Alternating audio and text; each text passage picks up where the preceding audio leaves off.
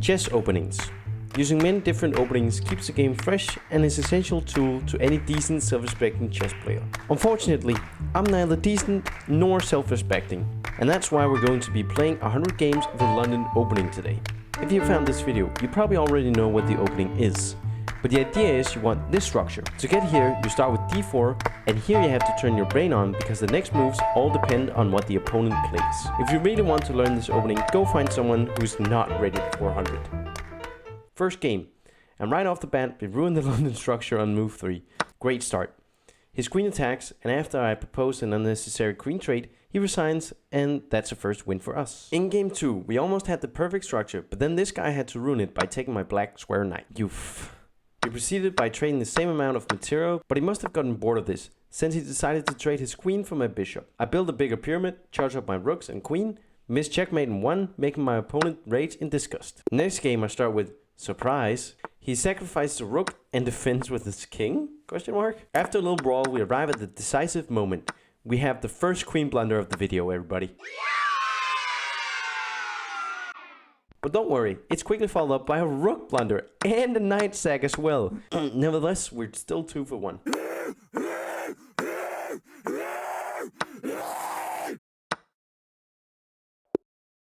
In the opening, he pushes to queenside, followed by this evil fork, not realizing my queen is 100% free. I try to come back in the game by blundering my rook. And then my cursor, as if pulled by a magnet, reaches the resignation button. Huh? That was weird. In game 6, I see his early attempt at a checkmate. I stop him in his tracks, but blunder my defense and he defeats me without even using his queenside. That's rough, buddy. Game 7 to 11, I played on stream. Game 7, I had a great ending. I found this clean fork and almost messed it all up by moving a pawn, but luckily I realize his queen is hanging. I get the rook with my knight, but then I get consumed by greed and completely miss a mate. In the end, he chooses to resign. The second guy fought valiantly, and we end up almost even, and I give him a mate in 1. Luckily, he is as bad as I am.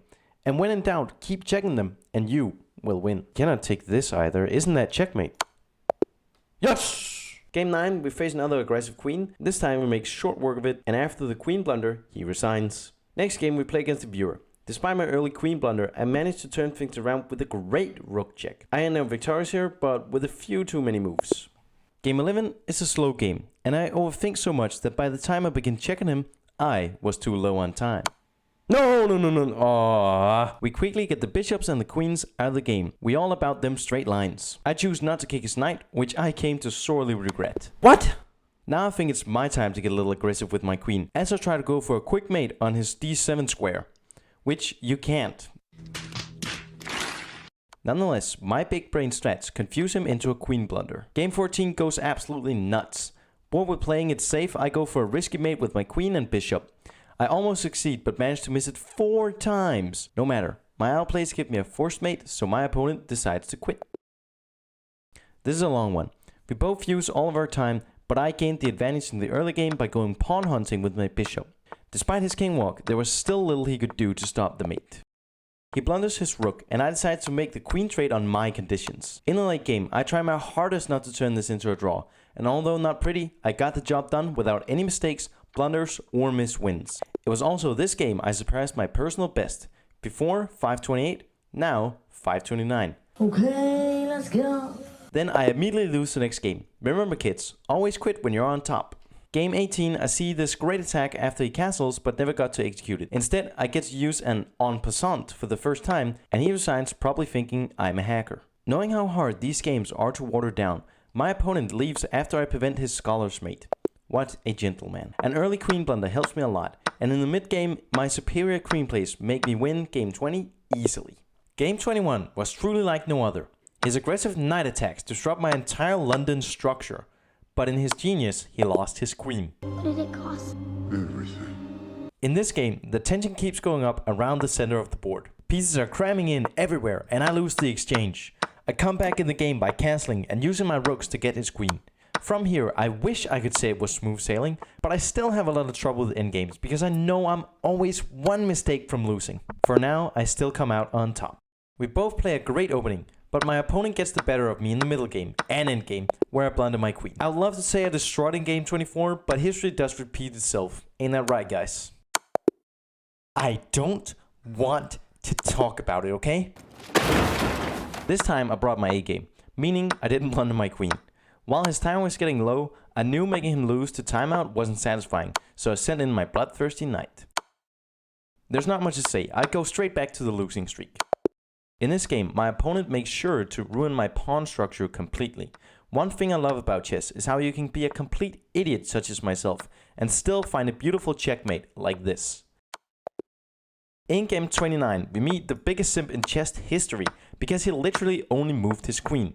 When he then blundered his queen, I decided not to take the man for all he had. Instead, I put his other major pieces out of their misery. This pawn fog made my opponent completely lose his mind. I came across this guy who thinks faster than a fucking engine, so of course I lost. I find this brutal check with my light square bishop, forcing him to block with his queen. From there, the game was in my hands. In game 33 and 34, I was ecstatic because I thought my opponent would play the London structure, but they did not seem to share my affection to the one true way. I do this, and die of embarrassment. Wait a minute, how did this happen? We're smarter than this. Apparently not. I do great in the early and mid game, sniping his pawns left, right and center, but I severely mess it all up in the end game like I always fear. My tunnel vision on promotion gets him the win. In this game, we build the iron curtain of pawns, and I blunder my queen going for a cheesy checkmate, and from there, it was his game. In game 38, I finally begin to see progress on my knowledge on the London opening. As soon as he moves his knight to f6, I realize I can win material because I've been here before. While not the best move on the board, I really like it.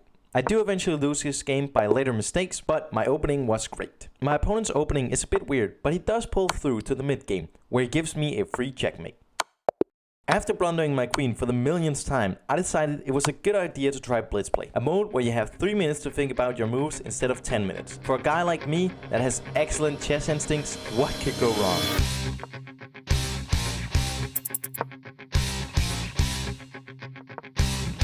Wait a minute, no! No! I didn't even see that. Oh, fuck. Are you kidding me? Why am I so bad?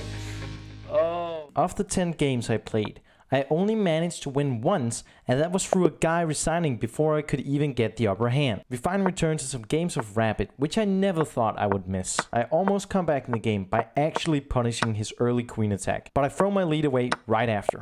Next game I mouse slip and quickly resign. Game 53, I have a great opening, but managed to have a mid game with an accuracy of 10%, which is crazy. At this point I blunder my queen so confidently that he decides to quit. Next game I gain an advantage in the opening and keep it throughout most of the middle game. To my surprise, his queen move forced me into a mate. I don't have much to say, I'm just very proud of finding this mate. Also, I find it a bit funny that my opponent had an accuracy of 100% in the opening. My pawn is just mowing him down. That is the first time I've taken a rook on its starting square, just with a pawn. I missed my chance utilizing that I had the most development and allowed him to take control of the game. The fact that I haven't learned to deal with this makes me sad. Game 59, I had great success with my queen attack. With only 2 seconds left on the clock, I checkmated him. I forget to move my queen out to meet his, which is a great move, and I paid the price for it. Finally, a queen blunder not made by myself. He attempts to win it back, but I just moved my queen, and that's game. Game 62, let's call that a draw. That's funny, because next game is an actual draw. I actually played very well during the entire game, but with only 30 seconds left on the clock, with an extremely stressful endgame, I end up blundering enough pawns to let him get a draw. Very disappointed. This is the game I realized chess is maybe not the game for me, when I throw away my lead by making one bad move. Are you serious? I do great in the opening, but I truly amaze myself with finding new ways to blunder my queen every single game. Having returned to my level, I was finally able to find a checkmate again. It was around this time I think I'm beginning to lose my sanity and seriously doubt my decision to make this a video. The new game button almost burns to press. Either I get black where I have no tricks up my sleeve, or play as white and is forced to play this boring ass opening. And that's game 67. You absolute. Game 69. Nice. I learned that chess has a very narrow sweet spot. It feels so bad to fuck up, but you also don't want your opponents to just give you the win like here. I get a blazing start by squeezing as many pieces as possible out of him with my black square bishop. With that said, I don't think I could have played any worse in the in-game if I tried. Here I learn a stupid way to make a queen trade, and yes, I have been here before, and no, I have not learned from last time. Do I regret it? Yes. Would I do it again? Probably. Game 72 is the first time I faced the Dutch opening, an opening I've heard of but don't know how to play against. I'm rated 400, what do you want from me? I finally learned my lesson and go offensively with my queen after getting it in the game instead of blundering it in a defensive way. I think repeating the same mistake again and again should soon teach me something, but I'm not sure. After having my ass beat by an old lady, I think I have proven myself worthy to try bullet chess. Yes, you heard that right. I'm going to go into bullet now. I'm sure this will be a great success. You idiot. No, wait. Oh. He saw mate in like 60 and he was like, nah, I'm out. Just retake with the king. Absolute baller move. Ooh, nice fork. I have a plan here. I have a plan here. There goes my plan. No, I did not. Just make your moves confidently enough and they will be like, okay. Alright, that's why you take with the pawn instead. Exactly for that move. I know this. What am I doing? Oh, we actually won a game. Whoa. We returned to Rapid for the last 15 games, and I suppose it is at this point I should begin to show at least some form of improvement in my knowledge of the London opening. But with my rating back where we started, I would say it looks pretty unlikely. Nonetheless, I technically blunder a fork here, but it works out and I completely control the first game. I get absolutely obliterated by this knight movement. I'm still counting this.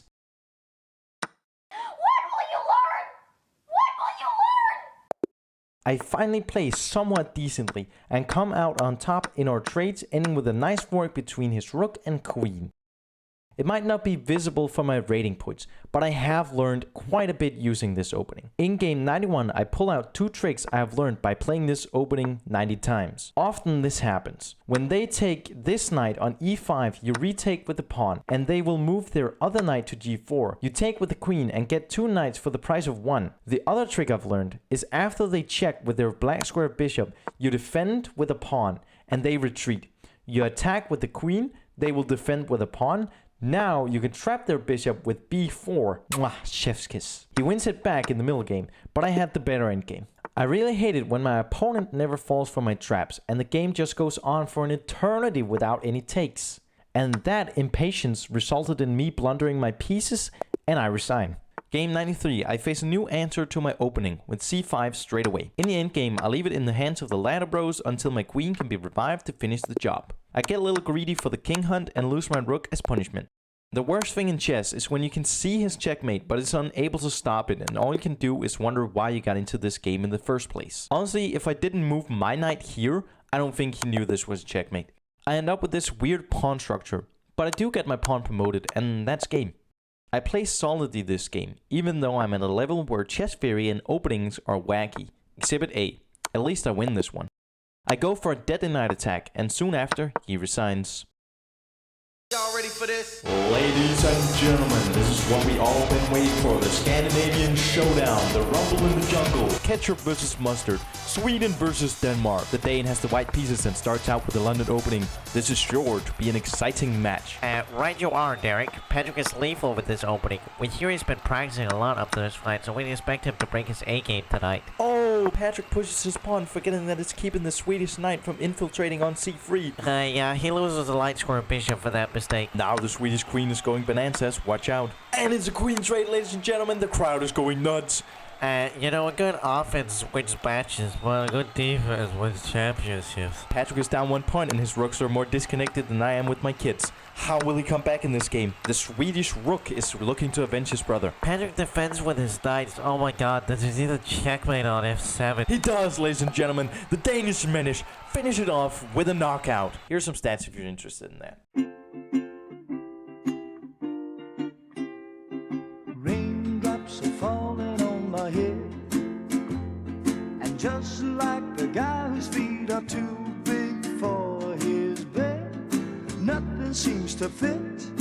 Those raindrops are falling on my head, they keep falling.